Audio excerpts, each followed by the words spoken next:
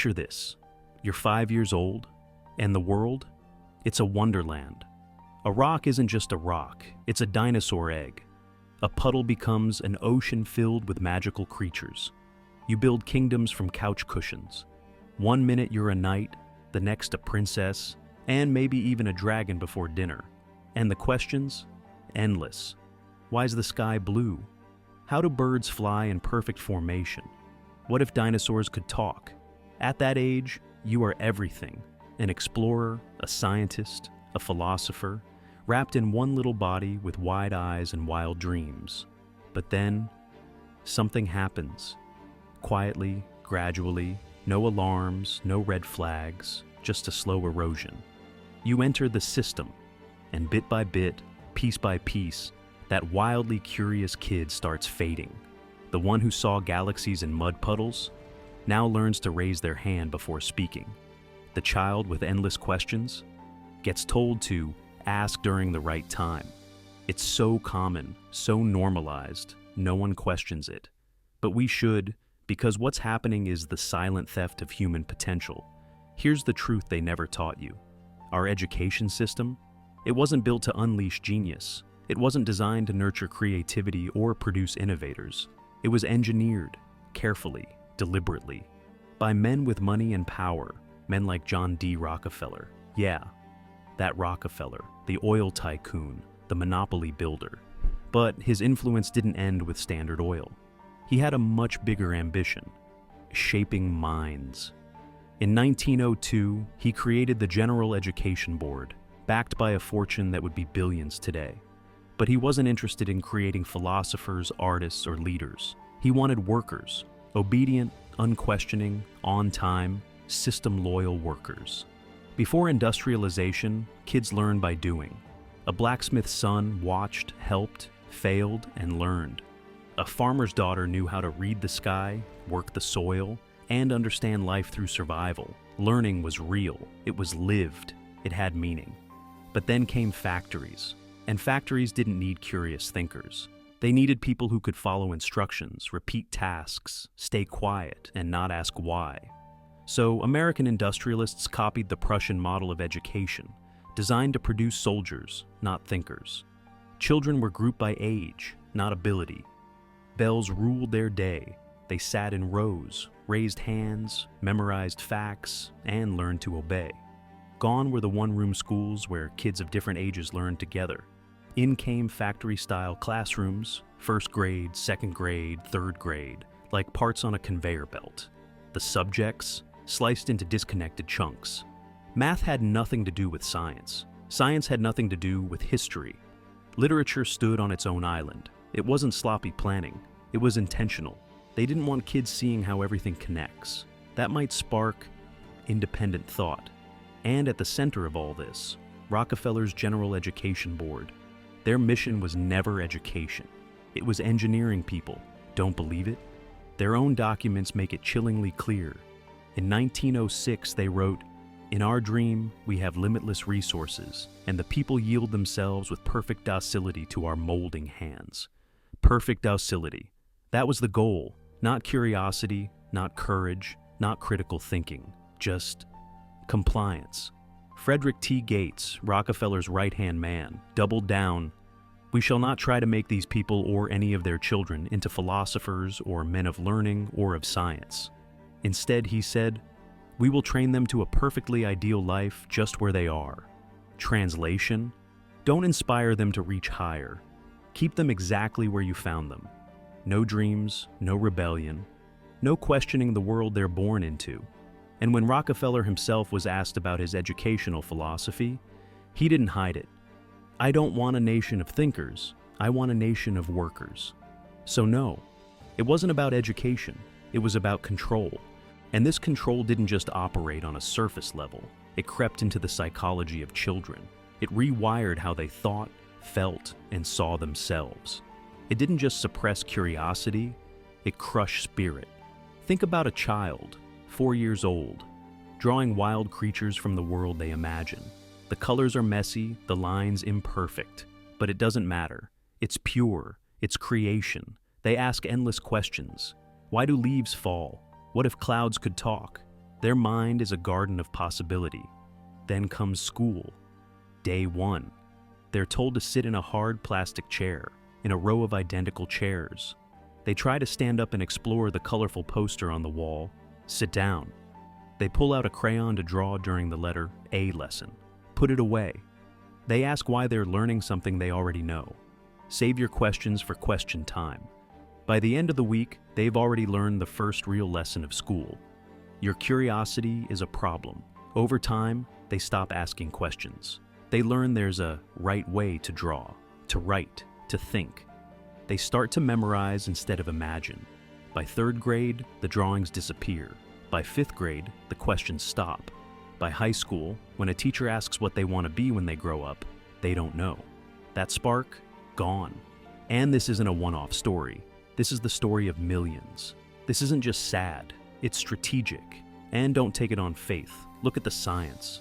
Dr. George Land, a scientist for NASA, created a test to measure creativity, divergent thinking, the ability to come up with novel solutions. He gave it to 1,600 5-year-olds. 98% of them tested as creative geniuses. 5 years later, same kids. Only 30% still scored that high. By age 15, just 12%. By adulthood, a devastating 2%. Land's conclusion was simple but shattering. Non-creative behavior is learned. In other words, school doesn't just ignore creativity. It actively destroys it. And it doesn't stop at creativity. School manufactures self-doubt like a factory line. Kids are taught that there's only one right answer, one acceptable way, one interpretation. They're graded on how well they conform to the expected solution. They're told, don't be wrong, don't take risks. Wait for the answer to be given. They stop trusting themselves. They start depending on external approval. And this is exactly what the system wants, because adults who don't trust their judgment are easy to guide, easy to manipulate, easy to sell to. They look to bosses, politicians, celebrities, anyone but themselves for the truth. Now, let's talk about natural learning. Watch a baby or a toddler. They're learning machines, no classrooms, no curriculum. They figure out language, coordination, behavior, all through exploration. It's organic, it's relentless, and it's powerful. But school cuts that cord. It makes learning feel like punishment. Kids are made to study subjects they don't care about, in ways that make no sense to them for tests that measure memorization, not intelligence. Eventually, they stop learning for themselves. They start learning to perform, for grades, for approval, for survival, not for growth, not for meaning. By the time they graduate, the fire's gone. The joy of learning, snuffed out. And what's left? A generation adrift. 85% of workers say they're disengaged from their jobs. Anxiety and depression, skyrocketing. Suicide rates, especially among young adults, are at historic highs. And the creative abilities we had as kids, they keep shrinking with age. This isn't a mystery. This is the outcome of a system designed not to educate, but to suppress. Picture a 35-year-old. They have a steady job, maybe in middle management, a decent paycheck, a house, a routine, but inside, they're hollow. They can't remember the last time they felt passion for anything. They once dreamed of being a writer, a traveler, a musician. But now those dreams feel laughable because they were trained to be realistic, to play it safe, to equate success with stability and income, not joy or impact. This isn't just one person's story. This is the blueprint of industrial education. It creates the perfect adult, compliant, uninspired, afraid to ask too many questions. Someone who gets the job done, who doesn't cause trouble, who doesn't make waves, someone who survives but doesn't live. Now, let's talk about what school really teaches. Not the math, the reading, the science. I mean the real lessons. The hidden curriculum. Lesson 1. Obedience over understanding. From kindergarten to graduation, you're trained to follow commands. Sit, stand, line up, raise your hand, ask permission to speak. Don't move unless you're told. Don't question. It's not about learning, it's about compliance. You're conditioned to obey first and think later, if ever. Lesson 2. Your worth is external. Grades, test scores, teacher approval. All these signals tell kids they're only valuable when someone else says so. Intelligence becomes a number. Talent becomes a rubric. Approval becomes a goal. And when you grow up, you carry that same desperation, chasing likes, promotions, status, hoping someone out there will tell you you're enough. Lesson 3. Life is a competition. School pits students against each other for limited rewards, top grades, best spots, recognition. The message? There's not enough success to go around. So, beat the others. But that's a lie. Real success, real meaning, real impact, it's collaborative. It grows when you help others, not when you crush them. School teaches a scarcity mindset, and that mindset builds walls. Lesson 4. Conformity is safety. Dress this way, talk that way, think like this. Color within the lines, anything outside the box. Dangerous, mocked, discouraged. That's how we lose individuality. Kids learn to blend in instead of stand out, to silence what makes them unique, to trade authenticity for acceptance. But here's the most tragic part. The damage doesn't end with us. It passes on. Parents who went through the system raise their kids the same way. Not because they're cruel, but because they've been conditioned to believe this is the only way. Teachers continue the cycle, not because they want to suppress kids, but because they were never shown an alternative. Administrators defend the system, politicians fund it, employers demand it, and the cycle continues. Generation after generation, the same system keeps producing the same result. People trained to stay in place. Why? Because the real product of school isn't educated citizens. It's consumers and workers. Consumers. People who define themselves by what they buy, not what they build. People who need entertainment, approval, distractions, external validation to feel whole. Workers. People who don't question their roles, who follow orders, meet deadlines, accept their wage, and don't rock the boat.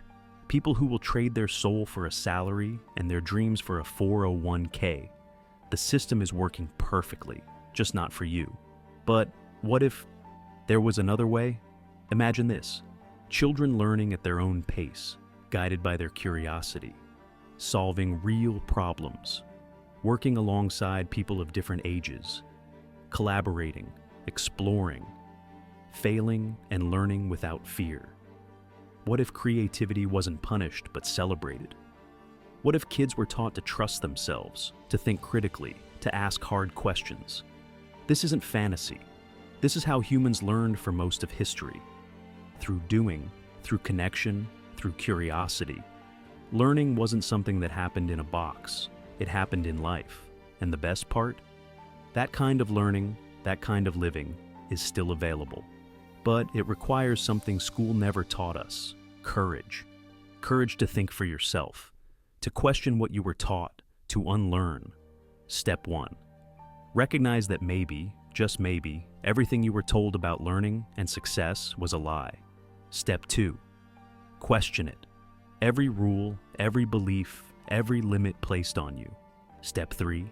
Experiment. Find what excites you, what sparks your mind, what pulls you in and makes you forget time. That's where your real self lives, the one who existed before school told you who to be. You are creative. Every human is, not just artists or musicians. Creativity is problem solving. It's vision. It's connection. Start small. Draw, write, build, explore. Not to impress, just to remember what it feels like to create. And then, trust yourself. That's the hardest part. But it starts with small choices. Eat what you like, not what others say is trendy. Dress how you feel. Make decisions that feel right in your gut. With time, you'll rebuild that internal compass that school tried to rip out of you. Because here's the truth. The future doesn't belong to the compliant. It belongs to the authentic. We're living through the biggest shift in history. AI is replacing routine jobs. Globalization is shaking up industries. The old playbook doesn't work anymore. The world doesn't need followers. It needs thinkers, creators, builders, and rebels.